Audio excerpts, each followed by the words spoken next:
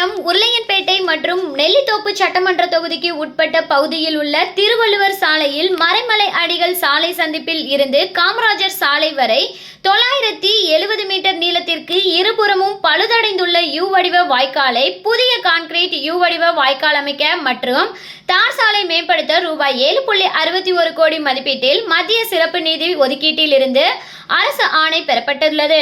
இப்பணிக்கான பூமி பூஜை விழா 15/2/2026 ஞாயிற்றுக்கிழமையன்று மாண்புமிகு முதல்வர் திரு என் ரங்கசாமி அவர்கள் தலைமையில் நடைபெற்றது. இவ்விழாவிற்கு மாண்புமிகு பொதுப்பணித்துறை அமைச்சர் திரு க லட்சுமி நாராயணன் அவர்கள் முன்னிலை வகித்தார். சட்டமன்ற உறுப்பினர்கள் திரு ஜி நேரு என்ற குப்புசாமி அவர்கள் மற்றும் திரு வில்லியன் ரிச்சர்ட் ஜான்குமார் அவர்கள் மற்றும் பொதுப்பணித்துறை செயலர் டாக்டர் ஏ முத்தம்மா அவர்கள் கலந்து கொண்டனர்.